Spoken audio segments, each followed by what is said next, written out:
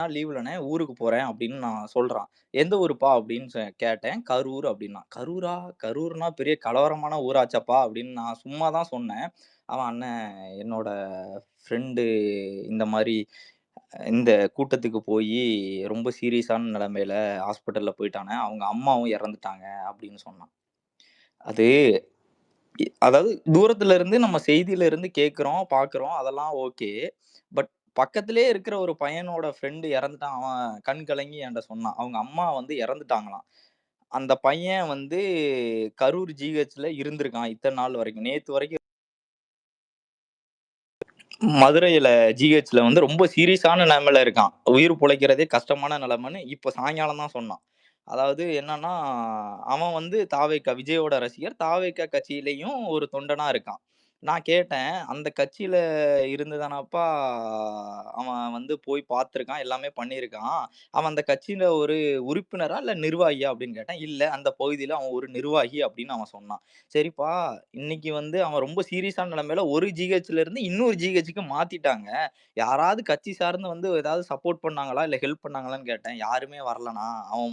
அவன மட்டும் தான் கூட்டு போயிருக்காங்க அப்படின்னு அவன் சொன்னான். சரி அவங்க அப்பாவாவது போனாரா? கூட இருக்காங்களா? அப்படின்னு கேட்டேன். அந்த பையனுக்கு அப்பாவும் கிடையாதுன்னு வழி தோய்ந்து சொல்றான். அப்பாவும் கிடையாது. அம்மாவும் இறந்துட்டாங்க. அந்த கூட்டத்துல தான் இறந்துட்டாங்க. அந்த அம்மா இறந்தது கூட அந்த பையனுக்கு இன்னும் தெரியாது. ஏன்னா அந்த பையன் ரொம்ப சீரியஸான நிலைமையில இருக்கான். எப்படி சீரியஸான நிலைமையில இருக்கான்னா, அவன் அந்த விஜயோட வேன் பக்கத்திலேயே இருந்து கீழ விழுந்துட்டான். கீழ விழுந்தவுனே மிதிச்சு அதாவது நெஞ்சு பகுதியில மிதிச்சு, பின்னாடி முதுகு பகுதியில மிதிச்சு, மண்டைக்கு போற நரம்பெல்லாம் கட் ஆயி, இப்ப சீரியஸான நிலைமையில இருக்கான். அவங்க அம்மாவ தேட போற சமயத்துல, அவங்க அம்மாவும் இறந்து கீழ விழுந்துட்டாங்க, இறந்துட்டாங்க. இப்படிப்பட்ட ஒரு நிலைமையில அந்த பையன் சொல்லும்போது ரொம்ப வேதனையா இருந்தது. இத நம்ம ப்ளேம் பண்ணணும்னு நான் சொல்லல யாரையும். அதுக்கப்புறம் நான் அந்த ஊர்க்கார பையன். ஏன்னா நான் பேசின என்னோட கூட வேலை பார்க்கிற பையனையும் அவன் வந்து அந்த கூட்டத்துக்கு கூப்ட்டுருக்கான். விஜய பார்க்க வாங்கன்னு. இவன் வேலையின் நிமித்தமா வரலடா, நான் வரல. நீ போயிட்டு வான்னு அவன் சொல்லி விட்டுருக்கான். அ நான் இப்ப அந்த ஊர்க்காரன் அப்படிங்கிறனால அந்த கேள்விய கேட்டேன் நான். பொதுவா தான் கேட்டேன். இப்ப இவங்க கூட்டுன அந்த கூட்டத்தோட இடம் வந்து சரியில்ல, தவறு. அதனால தான் வந்து இவ்வளவு நெரிசல் பட்டு செத்துட்டாங்கன்னு ஒரு பொதுவான ஒரு வ டாக் போதுடா. அது உண்மையா? அப்படின்னு நான் கேட்டேன். இதுக்கு முன்னாடி தாவேக்கா வந்து ஒரு இடம் வந்து சூஸ் பண்ணி கேட்டாங்க. அந்த ரவுண்டானா, அத குடுக்கல அப்படின்னு ஒரு ஒரு இது சொல்றாங்க. அதுக்கு முன்னாடி இன்னொரு இடம். அந்த இடத்தோட பேரு எனக்கு தெரியல. அந்த இடம் ஒண்ணு. அதுவும் கேட்டாங்க. அதனால குடுக்கல. "இது எப்படிடா இந்த இடம்?" அப்படின்னு நான் கேட்டேன். அவன் அந்த ரவுண்டானத்துல குடுத்திருந்தா, இதோடையும் அதிகபட்சமான இறப்பு நடந்திருக்கும். ஏன்னா, அங்க ஓடுறதுக்கு வழி இல்லண்ணா. ஓடுனா வலது பக்கம் வந்து ஆத்துப்பாலம், இடது பக்கம் வந்து பெட்ரோல் பல்க்கு. இது வந்து ரொம்ப அதிகமா இருக்கும் அப்படின்னு அவன் சொன்னான். இன்னொரு இடம் கேட்டாங்களா, அந்த இடம் வந்து எப்படின்னா, இப்ப குடுத்துருக்காங்க தெரியுமா? அந்த வேலுச்சாமிபுரம். அந்த இடத்தோட ரொம்ப குறுகலான இடமாம். அதுல குடுத்திருந்தா 20 மடங்கு இல்ல, 100 மடங்கு இறப்பு அதிகமா இருக்கும் அப்படின்னு சொன்னான். இப்ப குடுத்த இடம் ரொம்ப சரியான இடம் தானா? ஏன்னா 2 லாரி ஒரே வேல போறதுக்கு இடம் இருக்கு. அத தான் அவங்க குடுத்திருந்தாங்க அப்படின்னு சொன்னான். அவன் எந்த கட்சியும் இல்ல, யாரும் இல்ல. ஏன்னா அவன் நண்பனே வந்து இன்னைக்கு சாக போற நிலைமையில இருக்கான். நாளைக்கு இருப்பானா இல்லையான்னு தெரியல. இப்ப தான் போய் பார்க்கறதுக்கு சாயங்காலம் கிளம்பியிருக்கான். நான் பொதுவா தாண்ணா சொல்றேன். இப்ப நான் இது மேல நான் திமுக காரன், திமுகவுக்கு ஆதரவா பேசுறேன் அப்படின்லாம் ஒண்ணும் இல்ல. இத புரிஞ்சுக்கணும் அப்படிங்கிறதுக்காக நான் இத சொன்னேன். வேற ஒண்ணும் இல்ல. நான் இவ்வள நேரம் பேந்தர்ஸ் அண்ணனும், அதுக்கு முன்னாடி பேசினவங்களும் அறிவார்ந்து பேசுறீங்க. அறிவார்ந்து இவனுங்கள்ட்ட பேசி எந்த பயனும் இல்ல. ஏன்னா இப்ப நான் பேசுற இவ்வள நேரம் கூட எவனும் கேட்க மாட்டான். அந்த கேட்கறதுக்கு தயாராவும் இல்ல. நம்ம கேட்கிற கேள்விக்கு கூட அவனால புரிஞ்சுகிட்டு நியாயமான பதில தெளிவா சொல்லணும்னு கூட அவன் மைண்ட்ல இல்ல. அவனுக்கு இருக்கிறது என்ன தெரியுமா? ஒண்ணே ஒண்ணு. விஜய், விஜய், விஜய். அவரு சாகக்கூடாது. அவ்வளவுதான். ஆனா சின்ன குழந்தை சாகலாம்.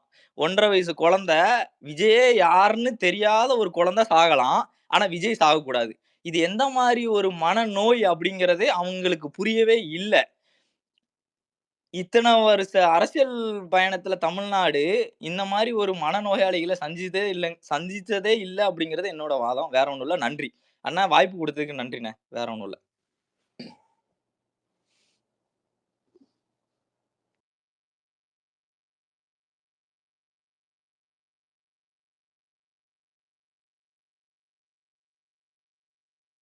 ஹலோ, அடுத்தது மிஷன் வாங்க. ஆ இது நன்றி. ஃபர்ஸ்ட்டு பார்த்தீங்கன்னா, இப்போ விஜய் இன்னைக்கு வெளியிட்டிருக்கிற வீடியோ, ஒரு வீடியோவுக்கு வந்து ஒரு இன்டென்ஷன் இருக்கணும்.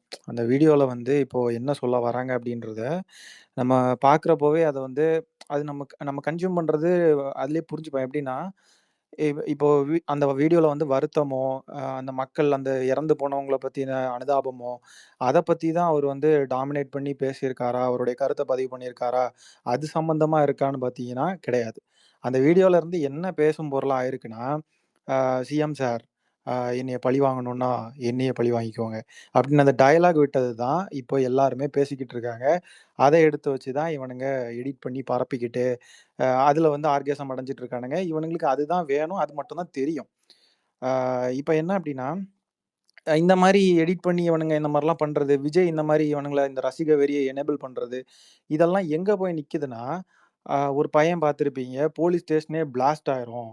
அப்படின்னு சொல்றது. அந்த சின்ன பையனுக்கு வந்து போலீஸ் ஸ்டேஷன பிளாஸ்ட் பண்ணிருவோம். எங்கள தொட முடியாது. அப்படி இப்படின்னு இந்த டயலாக் விடுற இந்த இந்த மாதிரிப்பட்ட எண்ணங்கள், இந்த இந்த மாரி அவன் பேசுற வார்த்தையெல்லாம் அவனுக்கு எங்கருந்து வருது? சரி. இப்ப அத தாண்டி பார்த்தீங்கன்னா, நம்ம டெலிகிராம் குரூப் ஆரம்பிச்சு, வயலன்ஸ் தான் ஒரே தீர்வு. நான் வயலன்ஸ்லாம் வந்து நமக்கு செட் ஆகாது. இப்படி வயலன்ஸ வந்து குளோரிஃபை பண்ணி நம்ம வந்து வயலன்ட்டா பிஹேவ் பண்ணுவோம். அப்படின்னு சொல்றது ஒரு கட்சியுடைய தொண்டர்கள் எந்த கட்சியிலயுமே இந்த மாரி பேசிக்க மாட்டாங்க. வெளிப்படையா ஒரு டெலிகிராம் குரூப் ஆரம்பிச்சு, வாட்ஸ்அப் குரூப் ஆரம்பிச்சு, நம்ம வந்து வயலன்ஸ கையில எடுக்கணும். இப்படின்லாம் எந்த கட்சி தொண்டர்களுமே இப்படி பேச மாட்டாங்க. இப்படி பாஜகக்காரங்க இந்நேரம் பேசியிருந்தாங்க, இந்த மாரிலாம் பேசுறாங்க அப்படின்றதெல்லாம் தெரிஞ்சதுன்னா, அது எந்த மாரி நம்ம பார்ப்போம். அந்த அளவுக்கான வீரியம் வந்து இங்கேயுமே நம்ம காட்ட வேண்டியது இருக்கு. இவனுங்க அத விட மோசமான ஒரு ஒரு மோசமான மனநோயாளி கும்பல தான் நம்ம பார்க்க வேண்டியது இருக்கு. அது மாரி விஜய் பேசுறப்போ, அ "சிஎம் சார் என்னைய பழி வாங்கணும்" அப்படின்னு அந்த பழி வாங்குற வேர்ட யூஸ் பண்றாரு. எதுக்காக பழி வாங்கணும்? விஜய் யாரு? விஜய்க்கும் நம்ம முதலமைச்சருக்கும் இதுக்கு முன்னாடி என்ன பிரச்சனை? எதுக்கு பழி வாங்கணுன்ற வேர்டெல்லாம் அவர் வந்து அ யூஸ் பண்ணணும் அப்படின்றது தெரியல. அது மாரி இப்ப இந்த வீடியோல பார்த்தீங்கன்னா, விஜய் வந்து ஒரு பக்காவா வந்து ஒரு டிராமா தான் போட்டிருக்காரு. அந்த வீடியோல கீ லைட்டு, ஃபில் லைட்டு எல்லாம் பக்காவா இருக்கு. அவரு வந்துட்டு மைக் மட்டும் யூஸ் பண்ணாம அப்படியே அது வந்து ரொம்ப லோவா கேட்குது. இது இது வந்து ஒரு ஒரு எமோஷன வந்து செட் பண்றாங்களாமா. நம்ம வந்து ரொம்ப வருத்தத்தில இருக்கோம் அப்படின்ற மாரி. அது மாரி இந்த என்னைய பழி வாங்கணும்னா அப்படி சிஎம் சார் அப்படின்னு அவரு பேச ஆரம்பிக்கிறப்ப பாருங்க, அந்த நடிக்கிறப்போ ஒரு படத்துல நடிக்கிறப்போ இந்த டயலாக் சொல்றப்போ என்ன மாதிரி அந்த முகபாவனைகள் மாறுறது. இந்த மாதிரிப்பட்ட விஷயங்கள்லாம் வந்து அவருடைய முகத்துல வந்து தெரிய ஆரம்பிக்குது. அப்ப அ அ அது இது வந்துட்டு விஜய்க்கு வந்து அதுதான் வேணும். திமுக என்னை எதிர்க்கணும் அப்படின்றதுக்காகவே இந்த வேலைய பார்த்துக்கிட்டே இருக்கிற மாதிரி, திரும்ப திரும்ப இந்த மாரி ஏதாவது கோமாளித்தனங்கள் பண்ணி, இந்த மாரி பண்ணிக்கிட்டு இருக்காரு. ஆக மொத்தம் இவருக்கு வந்து இறந்து போன மக்களுடைய உயிர பத்தி எந்த அக்கறையும் கிடையாது. கொஞ்சம் கூட வந்து அத பத்தின இதுவோ, வருத்தமோ, மன்னிப்போ எதுவுமே கேட்கல. அத வந்து திமுக பக்கமா திசை திருப்பி விட்டு, இந்த இந்த இந்த அவருடைய தொண்டர்களையும், ரசிகர்களையும் மீண்டும் மீண்டும் வந்து எனேபிள் பண்ணி அவனுங்கள ரசிக வெறிய தூண்டி விட்டு, அவனுங்கள வந்து ஏதாவது இந்த மாரி கலவரம் பண்றதுக்குன்னே தூண்டி விட்டுக்கிட்டு போயிருக்காப்ல. அவ்வளோதான். இதுதான் நான் சொல்ல நெனச்சேன். நன்றி. நன்றி, நன்றி விஸ்வம். அடுத்தது பத்ரி அண்ணா பேசுறீங்களா? தில்ஷாத் பேசிட்டு இருக்கீங்க. தில்ஷாத், நீங்க பேசுறீங்களா? ரொம்ப நேரம் இருக்கு ஆ உங்களுக்கு. நான் பேசட்டுங்களா? பேசுங்க, பேசுங்க. தில்ஷாத் பேசுங்க. ம். Okay, okay. அதாவதுங்க, இன்னைக்கு ஒரு 2 நாளா வந்து நம்ம பார்த்துக்கிட்டு இருக்கோம். தாவேகா தரப்புல வந்து அவங்க என்னென்ன விஷயத்தெல்லாம் சொல்றாங்க, எப்படி வந்து ஆளுங்கட்சி மேல வந்து குற்றத்த தூக்கி போடுறாங்கன்ட்டு. அன் இன்டெலிஜென்ஸ் என்ன பண்ணுச்சு அப்படின்ட்டு வந்து ஒரு கேள்வி கேட்கறாங்க. இன்டெலிஜென்ஸ் தானே இதுக்கு பொறுப்பு. இன்டெலிஜென்ஸ்ல இருந்து ஒழுங்கான அவங்க தானே பார்த்துருக்கணும். இது அவங்க வேலை தானேன்ட்டுலாம் வந்து கேட்கும்போது, அதான் சொல்றேன். இன்டெலிஜென்ஸ் தான் பொறுப்பு. ஏன்னா, முழுசா சொல்லிடுறேன். இன்டெலிஜென்ஸ் என்ன பண்ணியிருக்கணும், இவரு 8:45க்கு நாமக்கல் வரேன்னு சொன்னாரு. ஆனா 8:45 தான் சென்னையில வந்து ஃப்ளைட் ஏற போறாருன்னு முன்கூட்டியே தெரிஞ்சுக்கிட்டு, ஒரு 4 பேத்த அவரு வீட்டுக்கு அனுப்பி, காலைல எழுப்பி, பல்லு விளக்கி, குளிப்பாட்டி கூட்டு வந்து பத்திரமா விட்டுருக்கணும். என்ன? இந்த இடத்த வந்து நாங்க கேட்டத விட குறுகலான இடத்த தான் கவர்மெண்ட் குடுத்துச்சுன்னு வந்து சொல்றாங்க.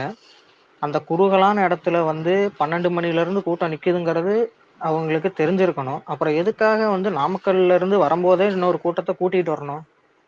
கவர்மெண்ட் தான் குறுகலான இடம் குடுக்குதுன்னு நீங்க தான் சொல்றாங்கல்ல. அந்த வாதத்துக்கே அவங்க முரண்படுறாங்க பார்த்தீங்களா? இதுக்கெல்லாம் கேட்டா அவங்க கிட்ட வந்து பதிலே இல்ல. ஒரு கேள்வி நம்ம கேட்கறோம், ஏன் இப்படி நீங்க இப்படி பண்றீங்களே, இதுக்கு பதில் என்னன்னு கேட்டா, நம்ம கேட்ட கேள்விக்கு அவங்க கிட்ட இருந்து பதில் இல்ல. அதுல இருந்து ஒரு வேற கேள்விய எடுத்துட்டு நைஸா எஸ்கேப் ஆயிடுறாங்க. அதாவது ஒரு ஒரு அசம்பாவிதம் நடக்குதுன்னா பொறுப்பேத்துக்கணும், அக்கவுண்டபிலிட்டி எடுத்துக்கணும். அத அவங்க பண்றதில்ல.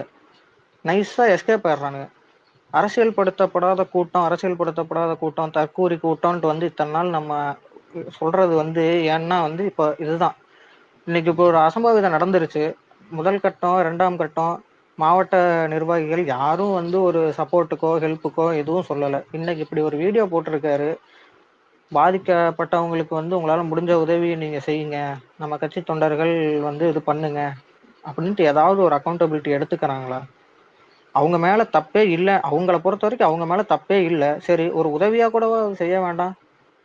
பொறுப்ப ஏத்துக்க வந்து மறுக்கறாங்கங்கும்போது, அவங்க மனநிலை எங்க இருக்குன்னு வந்து நம்ம புரிஞ்சுக்கணும்.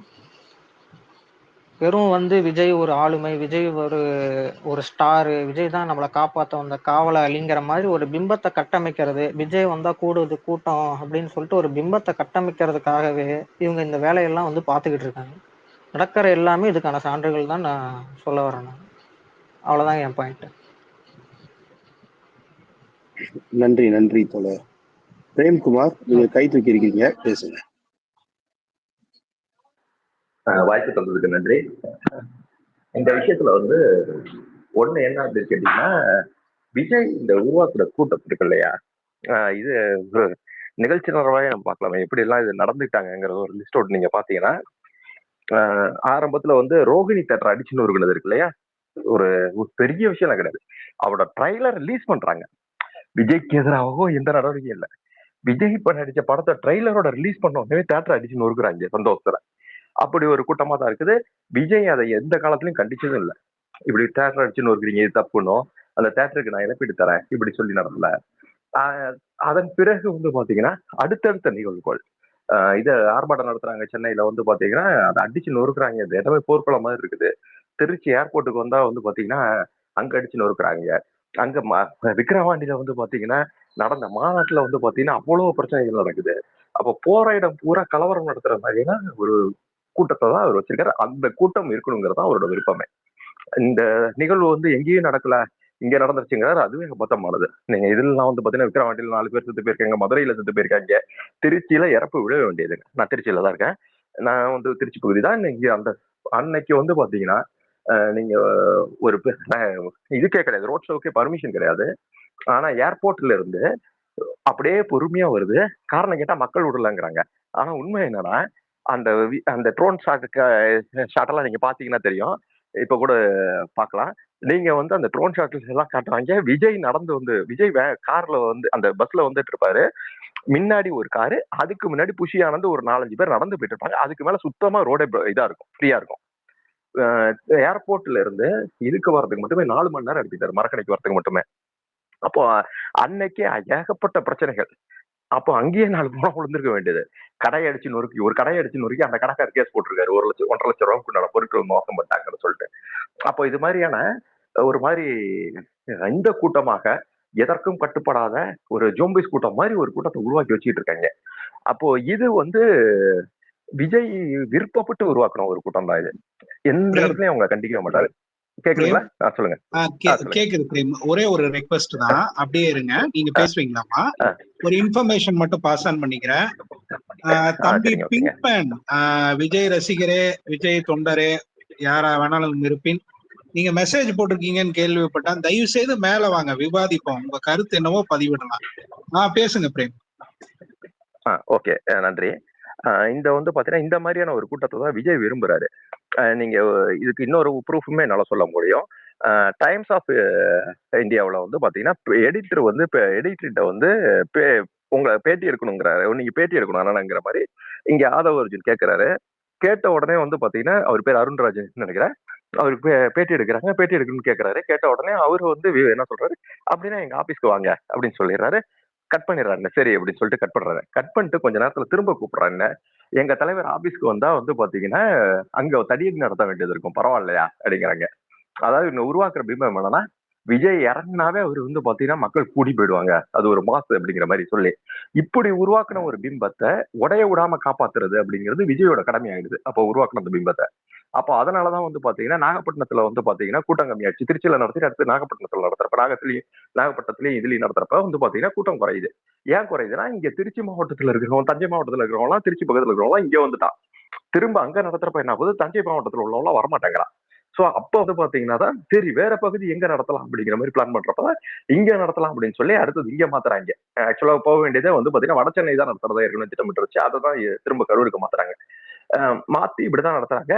அதுல திட்டமிட்டே வந்து பாத்தீங்கன்னா கூட்டத்தை கூட்டிட்டு வந்தது இந்த விவரங்கள் எல்லாமே ஏற்கனவே உங்களுக்கு எல்லாத்துக்குமே நிறைய தெரியும். அப்போ இதுல இருந்து விஜயின் மனநிலை இருக்கு இல்லையா, அதை நம்ம பரிசீலிக்க வேண்டியது இருக்குன்னு நினைக்கிறேன். தான் வந்து பாத்தீங்கன்னா விஜயே அதை நம்புறாரு. தான் இறங்கினாவே ரோட்ல இறங்கினாவே கூட்டம் கூடிடும், மக்கள் திரண்டு வந்துருவாங்க அப்படிங்கிற மாதிரியான ஒரு பிம்பத்தைக்குள்ளார அவர் வாழ்ந்துட்டு இருக்காரு. அது ஒரு மாதிரி சைக்கோபாத் மனநிலைக்கு போயிட்டாரு. அதனாலதான் வந்து பாத்தீங்கன்னா லைட்டை போட்டு அனுப்பிச்சது. இப்ப லைட்டை போட்டா வந்து உடனே தொண்டர்கள் கத்துறதை பார்த்துட்டு சந்தோஷம் அடைறது, திரும்ப லைட்டை ஆஃப் பண்றது, இது எல்லாமே ஒரு மாதிரி சைக்கோபாத் மனநிலைக்கு விஜய் போயாச்சு. இந்த மனநிலை தான் RSS பிஜேபிக்கு ரொம்ப தேவைப்படுது. அவங்களுக்கு வந்து பாத்தீங்கன்னா எதையும் கேட்காத கூட்டமா தான் அவங்களுக்கு வந்து பாத்தீங்கன்னா எதற்கும் கட்டுப்படாத ஒரு மாதிரியான கூட்டம். இந்த ஏற்கனவே வடக்க வச்சிருக்காங்கல்ல, பஜ்ரங் தள் இந்த மாதிரி அமைப்புகள் எல்லாம் வச்சிருக்காங்க இல்லையா, அதுல இந்த மாதிரி நாட்கள் தான் தேவைப்படுறாங்க. அதனால அவங்க இதை அல்வா மாதிரி அள்ளிக்கிறதுக்காக திட்டமிட்டு வளர்க்கப்பட்டுச்சு. நீங்க ஒரு ஒரு கோவில்ல வந்து செருப்பு காலோட ஒரு திமுக காரன் ஏறி திமுக தொண்டர்கள் இருந்தாங்கன்னா அதை எவ்வளவு பெரிய இஷ்யூ ஆக்கியிருப்பாங்க. ஆனால் விஜய் ஆட்கள் வந்து பாத்தீங்கன்னா கோவில்ல செருப்பு காலோட இருக்கிறான், அதை பத்தி எவனும் பேச மாட்டாங்கிறான். அப்போ இது மாதிரியான தொடர்ச்சியான நிகழ்வுகளை விஜய் தொண்டர்கள் செய்யக்கூடிய நிகழ்வு. ஒரு பொண்ணு வந்து பேசுது, எனக்கு என் புருஷனுக்கு பிடிக்காது, விஜய் தான் பிடிக்கும்னா இது எவ்வளவு ஒரு அற்பமான மனநிலை, எவ்வளவு கேடுகெட்ட மனநிலை ஒண்ணு. இதுக்கு வந்து பாத்தீங்கன்னா உடம்பு முடியல நான் பாத்துக்கிறதுல இருந்து, இதுக்கு இதை பாத்துக்கிறது, இது பிள்ளைங்களை பாத்துக்கிறதுல இருந்து, அவன் குடும்பத்துக்காக ராத்திரி பார்க்க உழைச்சிருந்திருப்பான். எனக்கு விஜய் என் புருஷனுக்கு பிடிக்காது, எனக்கு விஜய் தான் பிடிக்கணும் ஒரு பொண்ணு சொல்லுதுன்னா அது எவ்வளவு கேடுகெட்ட மனநிலை. இதை எந்த மீடியாவும் இப்படி ஒரு மனநிலையில் நாடி இருப்பது அசிங்கம் அப்படிங்கிற மாதிரியோ எந்த கண்ணோட்டமுமே உருவாக்குறதே கிடையாது. விஜய்க்கு ஒரு மாசு இருக்கு சார். அவர் இறங்கினாவே இந்த பிம்பத்தை தான் திரும்ப திரும்ப ஊடகங்களுமே திட்டமிட்டு உருவாக்கிட்டு இருந்தாங்க. இதோட விளைவுகள் தான் வந்து பாத்தீங்கன்னா இப்ப அனுபவிச்சுட்டு இருக்கிறோம். அப்போ இதுல இன்னொரு கொடுமை என்ன அப்படின்னு கேட்டீங்கன்னா, இந்த ஊடகம் மட்டும் கிடையாது. இந்த பெரியாரிஸ்ட்னு சொல்லிக்கூடிய மனோஜ் மாதிரியான நபர்கள், அதே மாதிரி வந்து பாத்தீங்கன்னா மணியமுதன் மாதிரியான நபர்கள், அவர் பெரியார பேசிட்டாருங்க, பெரியார ஆதரிச்சிட்டாரு இப்படின்னு சொல்லி பெரியார ஒருத்தன் ஒரு வார்த்தை 2 வார்த்தை பேசிட்டானாவே வந்து பாத்தீங்கன்னா தான் தலைவர்னு சொல்லிட்டானாவே அவன் மீதான அப்பாலுக்கற்றவன் ஆயிடுவான். அவனை எந்த விதத்திலயும் ஆதரிக்கணுங்கிறது இருக்கு இல்லையா, இது என்ன பெரியாரிசம்னு இவங்க தான் விளக்கணும்.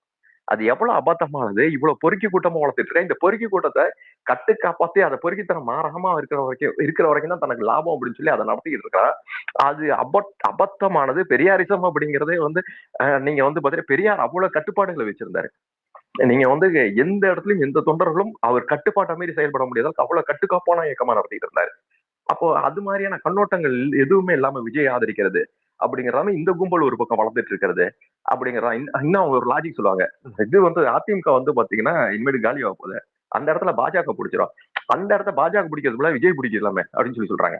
இவ்வளவு ஒரு கேடுகட்ட ஒரு கூட்டம் முடிச்சதுன்னா அது ஆட்டோமேட்டிக்கா ரெகுலராவே பாஜக பக்கம் தான் சாயம், இயல்பாவே அது சாயம். இப்போ விஜய் போயிருக்காரு இல்லையா, அந்த நிலைமையில தான் அது நடக்கும். அப்போ இதையெல்லாம் எதிர்கொள்வது எப்படிங்கறது இப்ப நமக்கு பிரச்சனையா இருக்குது. நீங்க ஏற்கனவே நல்ல நபர்கள் சொல்லிட்டு இருந்தாங்க, அதையே தான் நானும் சொல்ல விரும்புறேன். இங்க வந்து பாத்தீங்கன்னா நிலைமை என்ன, என் கூட இருக்க சுத்தி இருக்கிறவங்கள்ட்ட நான் பேசுறப்ப வந்து கான்ஸ்பிரசி எந்த அடிப்படை ஆதாரமும் இல்லாத கான்ஸ்பிரசி நம்புறாங்க. திமுக தான் அதை செஞ்சிருக்கோம், குத்தி கொண்டு விட்டாங்களா, கத்தியா கல்ல விட்டு அடிச்சாங்களான்னா, அந்த விஜய் நடந்த அந்த ஃபங்க்ஷன் அந்த ப்ரோக்ராம் நான் பார்த்தேன். நீங்க வந்து அத்தனை சேனல் வந்து லைவ் கவரேஜ், ட்ரோன்ஸ் ஷாட் இருக்கு, அத்தனை ட்ரோன்ஸ் பறக்குது அந்த இடத்துல. இது இல்லாம ஒவ்வொருத்தவங்க கையிலயும் போன் இருக்குது. விஜய் வந்து பாத்தீங்கன்னா டோட்டலா வந்து பாத்தீங்கன்னா விஜயோட வண்டியில கேமரா இருக்குது, அவன் ஒரு டீம் வச்சிருக்கான் வீடியோ ஷூட் பண்றதுக்கு. அப்போ ஏதாவது ஒரு டீமுக்கு திட்டமிட்டு பண்ணிருந்துச்சுன்னா ஏதாவது ஒண்ணு வந்திருக்காதா? அப்போ வந்து பாத்தீங்கன்னா ஒரு லேடி வீடியோ போட்டுருக்குது, கழுத்து நெரிச்சு கொண்டாங்க நான் பார்த்தேன்னு சொல்லி ஒரு வீடியோ போட்டு இப்ப டெலிட் பண்ணிருந்திருக்குது. அப்போ அப்படி நடந்துருந்துச்சுன்னா போஸ்ட்மார்டம் நியாயமா என்ன பண்ணிருக்கும், போஸ்ட்மார்டம் போட்டு நீ திரும்ப நான் போஸ்ட்மார்டம் தனி போஸ்ட்மார்டம் எங்களுக்கு பண்ணுங்க அப்படின்னு சொல்லி ஹைகோர்ட்ல போட்டு நாங்க எங்க டீம் அனுப்புறோம், அந்த டாக்டர்ஸ் வச்சு அவங்க கண் முன்னாடி நீங்க போஸ்ட்மார்டம் பண்ணுங்கன்னு சொல்லி கேட்க முடியும்.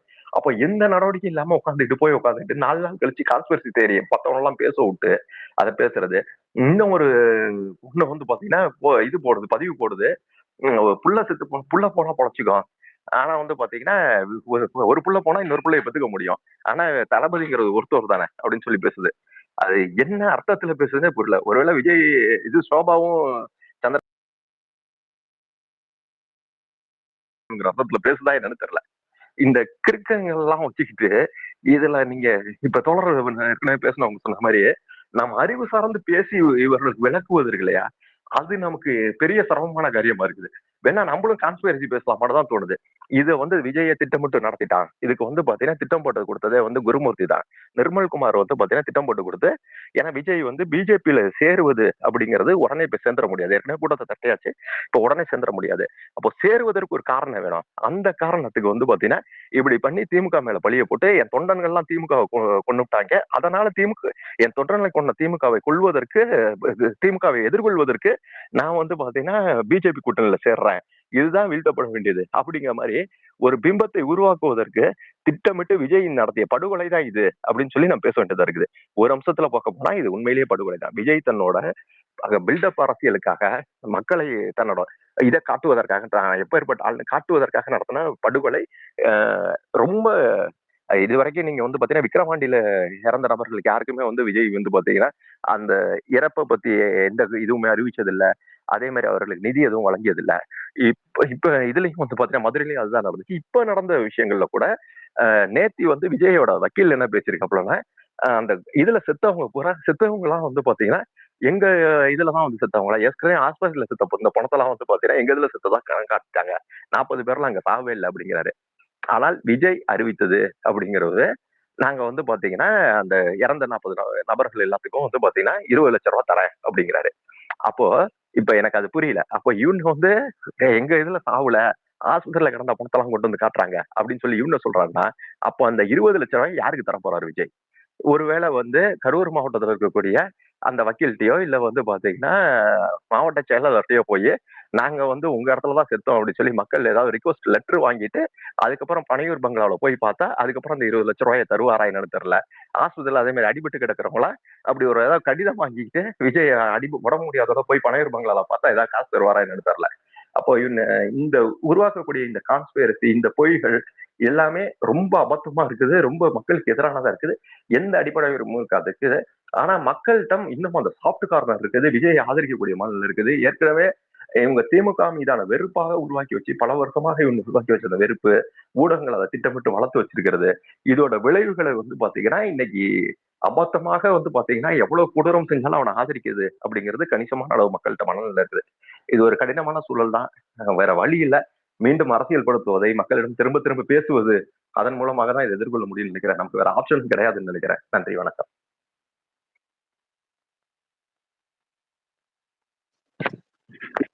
நன்றி தோழர், நன்றி. ஆமா, எப்படி அந்த 20 லட்சம் ரூபாயை கொண்டு போய் சேர்ப்பாரு? இந்த கேள்வி, இந்த யோசனை வரவே இல்லையே. பிரேம்குமார் அவர்கள் சொன்னதுக்கு பிற்பாடுதான் நானே இதை யோசிக்கிறேன்.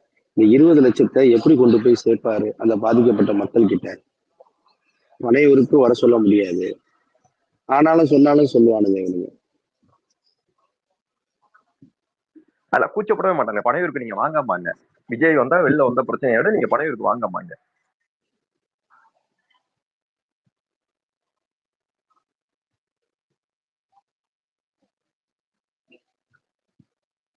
வேற பத்ரி அண்ணா பேசுறீங்களா?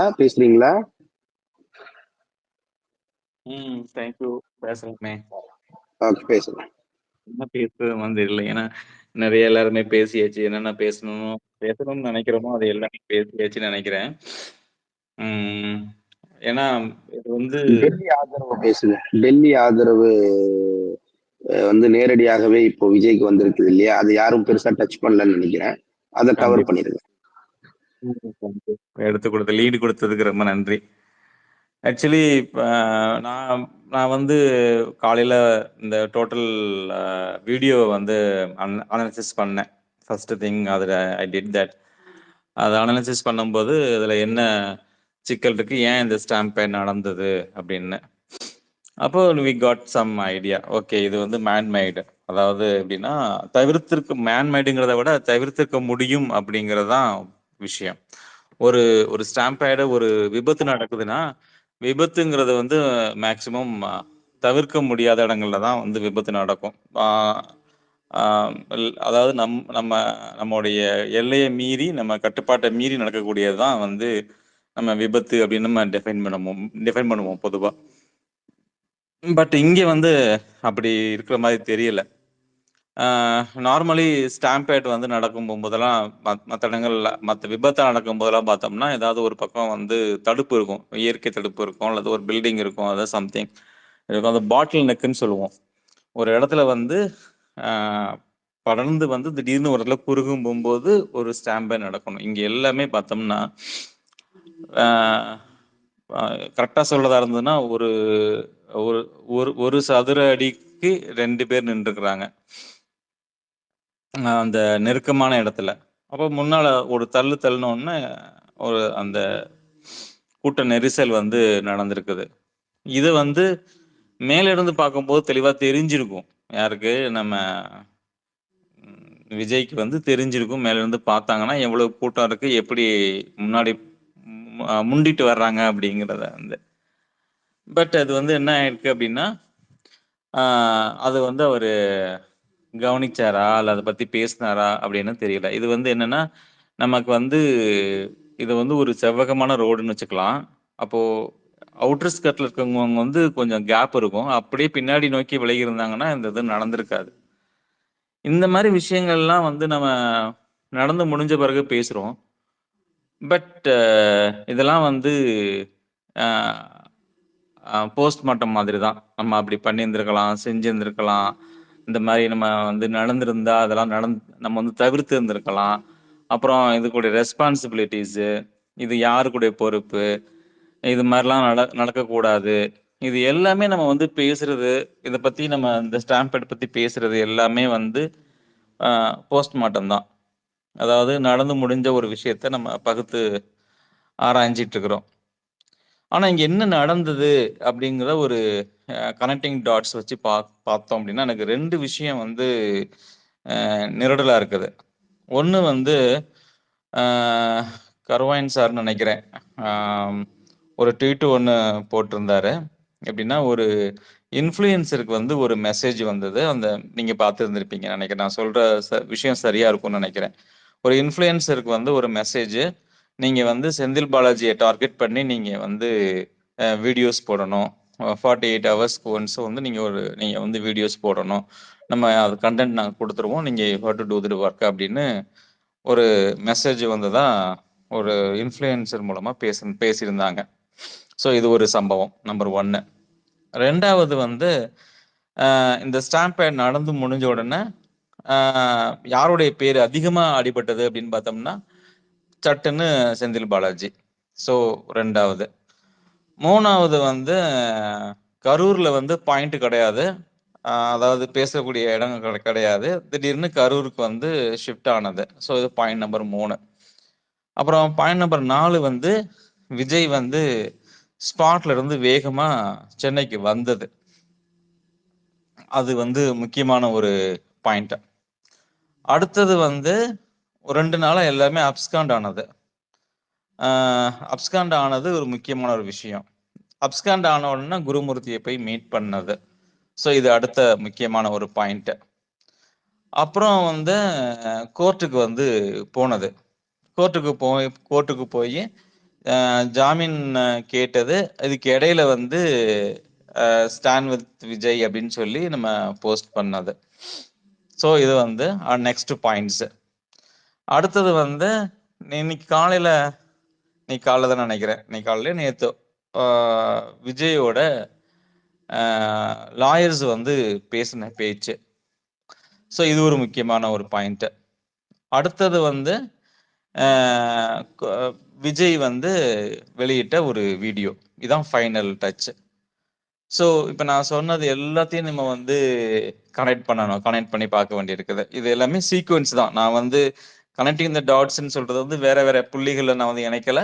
ஐ ஆம் talking about linear connections.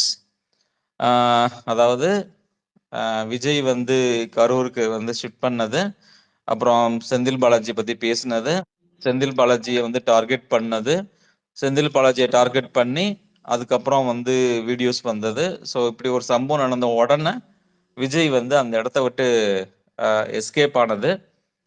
So அப்புறம் ஒரு 3 நாள் வந்து அப்ஸ்காண்ட் ஆனது. எல்லாருமே அப்ஸ்காண்ட் ஆனாங்க. அப்புறம் கோர்ட்டுக்கு போனது. கோர்ட்டுக்கு போறதுக்கு முன்னாடி வந்து குருமூர்த்தியை மீட் பண்ணது. ஸோ இது எல்லாமே வந்து பார்க்கும் போகும்போது டார்கெட் வந்து ஒரு ஒரு சம்பவம் வந்து நடந்த உடனே இதை வந்து செந்தில் பாலாஜிக்கு வந்து ஒரு பிளாக் மார்க் கொடுக்கணும் அப்படிங்கிறது டிஎம்கே கவர்மெண்ட். அப்புறம் இப்போ லேட்டஸ்டா ஹேமமாலினியோட விசிட், இதோட இந்த டோட்டல் சீக்வன்ஸ் வந்து முடியுது. இது முழுக்க முழுக்க இதுக்கு பின்னாடி வந்து விஜய் இயக்குறது யாரு அப்படின்னு நமக்கு தெளிவா தெரியுது. ஏன் அப்படின்னா இதுல வந்து பேக்ல வந்து நம்ம வந்து சப்போர்ட் கொடுக்கறது. ஆக்சுவலி விஜய் வந்து இவ்வளவு பெரிய ஸ்டாம்பேடை எதிர்பார்த்திருக்க மாட்டாரு, இவ்வளவு பெரிய சம்பவம் வந்து யாருமே எதிர்பார்த்திருக்க மாட்டாங்க. ஸோ இதுதான் வந்து இதுக்கு பின்னாடி உள்ள பெரிய ஹைலைட்டே. ஏன்னா இப்படி ஒரு சம்பவத்தை வந்து எக்ஸ்பெக்ட் பண்ணி நடந்ததுக்கு அப்படிங்கிறதுலாம் வந்து கிடையாது. ஆக்சுவலி வந்து பிஜேபியோட பாயிண்ட் எங்க இருந்து ஆரம்பிக்குது அப்படின்னா விஜய் வந்து அங்க வந்து தப்பிச்சு ஓடுனதுதான். ஒருவேளை விஜய் வந்து தப்பிச்சு ஓடாம ட்ரிச்சிலேயோ அல்லது கரூர்லயோ அவர் வந்து எதிர்த்து திரும்பி இருந்திருந்தால் என்ன நடந்திருக்கும் அப்படின்னா இந்த சீனரி கண்டிப்பா அப்படியே உல்டாவா மாறி இருக்கும், டோட்டலா சேஞ்ச் ஆயிருக்கும். என்ன சொல்லியிருப்பாங்க அப்படின்னா விஜய் வந்து டிஎம்கேவோட பி டீம் அப்படின்னு சொல்லியிருந்திருப்பாங்க. இங்க என்ன நடந்துச்சு அப்படின்னா இந்த இம்மெச்சூர்டு பொலிட்டீஷியன்ஸ் என்ன பண்ணிட்டாங்க அப்படின்னா சட்டுன்னு இந்த பக்கம் என்ன பண்றதுன்னு தெரியாம ஓடி வந்ததுனால இதை கரெக்டா நம்ம பாயிண்டை எடுத்துக்கிட்டு தே ஹவ் பிளைடு அப்படின்னு தான் நான் நினைக்கிறேன். ஏன்னா எங்கடா சாவு விழுவோம், அதுல என்ன அரசியல் பண்ணுவோம் அப்படிங்கிறதுல ரொம்ப கை தேர்ந்த ஆட்கள் வந்து அவங்க தான். ஏன்னா கள்ளக்குறிச்சி சம்பவமா இருக்கட்டும், இதுக்கு முன்னாடி நடந்த சம்பவங்களா இருக்கட்டும், எல்லாமே நமக்கு வந்து பழைய ஹிஸ்டரி வந்து கரெக்டா தெரியும் நமக்கு. ஏதாவது ஒண்ணு ஏதாவது ஒரு சம்பவம் நடந்துச்சுன்னா அதுக்கு பின்னாடி வந்து அதை வந்து பொலிட்டிகலைஸ் பண்றது அப்படிங்கறது வந்து அதுல யாருக்கு எக்ஸ்பீரியன்ஸ் இருக்குது, அதுல எந்த அளவுக்கு வந்து அவங்களுக்கு வந்து பேக் ஃபயர் ஆனச்சு அப்படிங்கிறது நமக்கு தெரியும். So same thing it is happened here. ஒரு நான் வந்து அதான் சொல்ல வர்றேன், இந்த இடத்துல வந்து ஒரு மெச்சூரிட்டி இல்லாத ஒரு லீடர், பொலிட்டிக்கலா அவருக்கு எதுவுமே தெரியல, ஒரு கூட்டம்னா என்னன்னு தெரியல. நம்ம இதுக்கு முன்னாடி நடந்த மாநாட்டை பத்தி பேசும்போதே நம்ம வந்து தெளிவா பேசியிருக்கிறோம். ஏன்னா ஒரு கூட்டம் கூட்டணும் அப்படின்னா எத்தனை பேர் வருவாங்க, அதுல என்னென்னலாம் நடக்கும், அவங்களுக்கு என்ன பண்ணணும், எப்படி ஆர்கனைஸ் பண்ணணும், மாநாடு எப்படி பண்ணணும், எப்படி மாநாடு நடத்தணும், எப்படி வந்து பொதுக்கூட்டம் நடத்தணும், எப்படி வந்து ரேலி நடத்தணும் அப்படிங்கிறதெல்லாம் நம்ம வந்து ஏற்கனவே நிறைய பேசியிருக்கிறோம். ஸோ இதெல்லாம் அவங்களுக்கு தெரியாதுங்கிறது நமக்கு நல்லாவே தெரியும். இந்த இது பத்தின அறிவு கிடையாதுன்னு நல்லாவே தெரியும். ஸோ இது வந்து நடந்து இந்த மாதிரி ஒரு ஒரு ஒரு ஒரு சம்பவம் நடந்த உடனே அவங்களுக்கு என்ன செய்யணும்னு தெரியாம அப்ஸ்காண்ட் ஆன உடனே அவங்க வந்து டெல்லி வந்து கரெக்டா அதை வந்து கேப்சர் பண்ணி அவங்கள வந்து இப்ப கைக்குள்ள போட்டு வச்சிருக்குது. ஸோ இனிமே வந்து விஜயால அங்கிருந்து வெளியே வர முடியாது. இது வந்து ஒரு பக்கம், இது வந்து ஒரு வழிப்பாதை தான் அது. ஸோ ட்ராப்ல வந்து வசமா மாட்டிக்கிட்ட இனி வெளியே வர்றதுக்கு வந்து it's very very difficult. So இப்போ வந்து வின் பண்ணது யாரு அப்படின்னு பார்த்தோம்னா அது எக்ஸ்போஸ் ஆயிட்டாரு. ஸோ ஹி ஹாஸ் என்ன சொல்றது, இருந்த இடத்துல இருந்து அவங்க வந்து எக்ஸ்போஸ் ஆயிட்டாங்க. அவங்க யாருன்னு வெளிப்படையா தெரிஞ்சிருச்சு நமக்கு. இதுக்கு முன்னாடி வந்து நமக்கு ஒரு சந்தேகம் இருந்திருக்கும் மக்களுக்கு, இது வந்து யாருடைய பி டீம் அப்படிங்கிறதுல. ஏன்னா தமிழ்நாடை பொறுத்த மட்டும் ஒரு ஒரு ஒரு ஒன்று டிஎம்கே, இன்னொன்று ஏடிஎம்கே. அந்த ரெண்டு இந்த போலரைசேஷனை உடைக்கிறதுக்கு நிறைய டீம்ஸ், குட்டி குட்டி டீம்ஸ் உருவாக்கி பார்த்தாங்க. சம்டைம்ஸ் நம்ம கூட டவுட்டா இருந்தது, இது வந்து சீமானுக்கு வந்து எதிரான ஒரு டீமா இருக்குமோ அப்படிலாம் நிறைய யோசிச்சோம். பட் இப்ப வந்து இதுல மாட்டின மாதிரி, ஒரு ட்ராப்புக்குள்ள மாட்டின மாதிரி அவங்க வந்து மாட்டிக்கிட்டாங்க. ஸோ அந்த மாட்டினதை வச்சுக்கிட்டு இப்ப அடுத்தடுத்து என்ன பண்ணலாம் அப்படிங்கறது டெல்லி வந்து பெனட்ரேட் பண்ணிட்டு they are looking for a space there. So அவங்க என்ன பண்ணணும் அப்படின்ட்டு. பட் நமக்கு வந்து ஏற்கனவே ஒரு ஸ்ட்ராங்கான ஒரு லீடர்ஷிப் இருக்குது. அதே மாதிரி ஹவு டு ஹேண்டில் அப்படிங்கிற இந்த மாதிரி விஷயங்களை எப்படி ஹவு டு ஹேண்டில் அப்படிங்கிறதுல நம்ம வந்து நல்ல எக்ஸ்பீரியன்ஸ் இருக்குது. ஏற்கனவே நடந்த சம்பவங்கள் அவங்களுக்கு வந்து நிறையா பல்ப் வாங்கியிருக்கிறாங்க. ஸோ இந்த விஷயத்துலையும் அவங்க வந்து பல்ப் வாங்குவாங்க. அன்ஃபார்ச்சுனேட்லி இந்த டைம் வந்து வாலண்டியரா அல்லது ஆக்சிடென்டலா ரெண்டுமே வாய்ப்பு இருக்குது. விஜய் வந்து ரெண்டு பக்கமே அதுக்கான சான்சஸ் இருக்குது. ஸோ அதனால அவர் அங்கே போய் மாட்டிக்கிட்டாருன்னு தான் நான் நினைக்கிறேன். ஸோ இது வந்து எப்படி வந்து எந்த பாதையில் உள்ளே வரலாம் அப்படின்னு பார்த்துட்டு இருந்தவங்களுக்கு வந்து இது ஒரு வாய்ப்பாக வந்து அமைஞ்சு போச்சு. ஸோ இதுதான் வந்து நான் பார்க்குற பார்வையாக இருக்குது. ஸோ இந்த இடத்துல வந்து நான் வந்து கவனிக்கிற விஷயம் வந்து எப்படியாவது வந்து எந்த ரூபத்திலேயாவது வந்து பிஜேபி வந்து உள்ளே வந்துடணும் அப்படிங்கிறதுல எந்த அளவுக்கு அரசியல் பண்ணுறாங்க. நம்ம சாதாரணமாக ஒரு வார்த்தை சொல்லி சில வார்த்தைகள் வந்து நமக்கு ரொம்ப எதாச்சியா பேசிடுறோமோ அப்படின்னு தோணிடுது. But it has very strong emotions. நம்ம அந்த வார்த்தைகளை நம்ம பயன்படுத்தலாமான்னு கூட தெரியல. பிண அரசியல் அந்த மாதிரி விஷயங்கள்லாம் it's very very hard words. இதெல்லாமே ரொம்ப கடுமையான வார்த்தைகள் இது எல்லாமே. பட் அதுதான் பண்றாங்க அப்படிங்கிறதான் உண்மை. ஸோ ஏதாவது ஒரு வகையில் எங்கேயாவது ஒரு இடத்துல வந்து வாய்ப்பு கிடைக்குமான்னு பார்த்த இடத்துல வந்து they have got a very good chance அப்படிங்கிறது தான் இதில் ஒன்று. ரெண்டாவது வந்து விஜய் வந்து ஒரு தலைவரா, விஜய் வந்து ஒரு பொலிட்டிக்கல் லீடரா அப்படின்னு பார்த்தோம்னா அதெல்லாம் ஒரு மண்ணும் கிடையாது. ஹி இஸ் இம்மெச்சூர்டு ஒரு கேங் லீடர், அவ்வளோதான். ஒரு ஒரு ஒரு ஒரு ஒரு ஒரு சரியான முதிர்ச்சி அடையாத ஒரு கூட்டத்தோட தலைவர் அப்படின்னு சொல்லலாம். Because he doesn't know what he have to do. என்ன பண்ணணுங்கிறத கூட அவருக்கு வந்து அடிப்படையில் தெரியலை. ஒரு ஒரு சம்பவங்களை ஒரு மக்களை வந்து எப்படி பார்க்கணும், மக்களை சந்திக்கிறதோ மக்கள் கூட போய் வாழ்றது என்ன அப்படிங்கிறது அது தெரியல.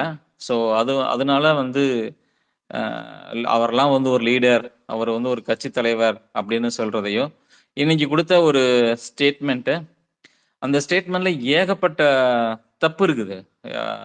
தப்பு மீன்ஸ் என்ன சொல்றதுன்னா ரியாலிட்டி இல்லை, ஒரு ஒரு ஒரு உண்மைத்தன்மை கிடையாது. அதாவது பொறுப்பு, உண்மை ரெண்டு விஷயம் வந்து ரொம்ப அவசியம் மக்கள் மத்தியில பேசுறதுக்கு. ஏன்னா இப்ப வந்து சமூக ஊடகங்கள் வந்து ரொம்ப ஸ்ட்ராங்கு. ஒரு 2-3 சென்டென்ஸை பார்த்த உடனே உண்மை பேசுறானா பொய் பேசுறானான்னு தெரிஞ்சு போயிரு. இப்ப வந்து இந்த இந்த ஸ்பேஸ்ல எவ்வளவு பேர் பேசும் போதே இவங்க வந்து உண்மை பேசுறாங்களா இல்ல பொய் பேசுறாங்களாங்கிறது ரொம்ப ஈஸியா தெரிஞ்சு போயிரும். நான் பொய் பேசுனேன்னா அடுத்த அடி எங்க இருந்து விழுவும்னா என்னுடைய பொறுப்புல இருந்து விழுவும். நீ வந்து ரெஸ்பான்சிபிளா பேசுறோமா இல்லையா அப்படின்னுட்டு. ஸோ இந்த 2 விஷயத்தையும் வந்து ஈஸியா நம்மளால கண்டுபிடிச்சிட முடியும். அப்படி பார்க்கும்போது அவர் கொடுத்த டெக்ஸ்ட், அவருக்கு எழுதி கொடுத்த டெக்ஸ்ட் ஆரம்பத்துல இருந்தே அது ஒரு பிரச்சனை இருக்குது. அவருக்கு யார் எழுதி தர்றாங்கிறது தெரியல. அவ்வளவும் தப்பா எழுதி தர்றாங்க. ஃபேக்சுவல் எரர்ஸ் இருக்குது. ஃபேக்சுவல் எரர்ஸ் மட்டும் இல்லை, சீக்வன்ஸ் எரர்ஸ் இருக்குது. முதல் சென்டென்ஸுக்கு 2வது சென்டென்ஸுக்குமே ஏகப்பட்ட முரண்பாடு இருக்குது. ஸோ இதெல்லாம் வந்து பார்க்கும்போது என்ன தோணுதுன்னா அவர் வந்து மனசுல இருந்து பேசுற மாதிரி தெரியல. அதாவது எப்பயுமே வந்து எந்த பொலிட்டீஷியனும் சரி ஒரு கோர்வையா பேசுறாங்க அப்படின்னா அது தப்பா பேசுனா கூட அவங்க கிட்ட வந்து ஒரு ஃபேக்ட் இருக்குன்னு அர்த்தம். அவங்க பேசுனது வந்து எப்படின்னா அவங்க ஃபேக்சுவல் எரர்ஸ் இருக்கலாம். நம்ம கம்பராமாயணத்தில் எழுதுனது வந்து சேக்கிலார் அப்படின்னு தைரியமா வெளியே சொல்ற அளவுக்கு இருக்கலாம். அப்படி இருந்ததுனால அவங்களுக்கு என்ன தெரிஞ்சிருக்குதோ அதை தான் அவங்க வந்து வெளியே பேசுவாங்க. அதாவது மனசுக்குள்ள என்ன இருக்கோ அதை அப்படியே வந்து வெளியே கொட்டிடுறாங்க. அதனாலதான் நம்ம வந்து ஈஸியா நம்மளால வந்து ஒரு அறிவார்ந்த தலைவர், ஒரு ஒரு சிறந்த தலைவர் அப்படின்னு நம்ம பேச முடியுது. நிறைய பொலிட்டிக்கல் பார்ட்டிஸ் இருக்கு, நிறைய லீடர்ஸ் இருக்கிறாங்க. சில பேரை வந்து நம்ம பார்க்கும்போது, சில பேரோட ஸ்பீச்சை கேட்கும் போகும்போது இதுல இட் மைட் பி ஃபேக்ட் அப்படின்னு நம்ம தெரியுது. சில விஷயங்களை பார்த்தோன்னே தெரியும் ஒன்றும் இல்லை அப்படின்னுட்டு. அது எதுக்காக அப்படின்னா அவங்க எந்த அளவுக்கு வாழ்றாங்க, அந்த சொல்லுக்கும் வார்த்தைக்குமான இடைவெளி எவ்வளவு தூரம் இருக்குங்கிறத வச்சுதான் நம்ம வந்து நம்ம தலைவர்களை வந்து ஃபிக்ஸ் பண்றோம், தேர்ந்தெடுக்கிறோம், அவர் பின்னால போறோம். இதெல்லாம் பார்க்கும் போது இவருக்கு வந்து நத்திங், வெறும் பிம்பம் தான்.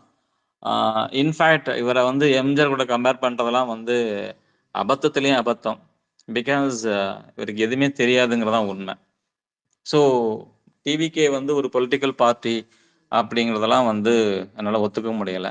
அடுத்து இன்னொரு விஷயம் வந்து சொன்னதுலேயே பெரிய ஹைலைட் என்னன்னா, என்னை பழி வாங்கணும்னா நீங்க வந்து என்கிட்ட மோதுங்க அப்படிங்கிறதெல்லாம் வந்து வெரி இம்மெச்சூர்டு கான்செப்ட்ஸ். ஆஹ் பழி பழி வாங்கணும்னு நினைச்சாங்கன்னா, ஒருத்தர் வந்து பழி வாங்கணும்னு நினைச்சாங்கன்னா இப்படிலாம் பழி வாங்க மாட்டாங்க அப்படிங்கிற ஒரு பேசிக் அறிவு கூட இல்லாத ஒரு சின்ன பையன் அப்படின்னு தான் நான் வந்து விஜயை பார்க்குறேன். விஜய் வந்து என்னோட வயசுல மூத்து இருந்திருக்கலாம். இது வந்து எப்படி இருக்குன்னா 4ஆம் கிளாஸ் 5ஆம் கிளாஸ் பசங்க வந்து சண்டை போடுற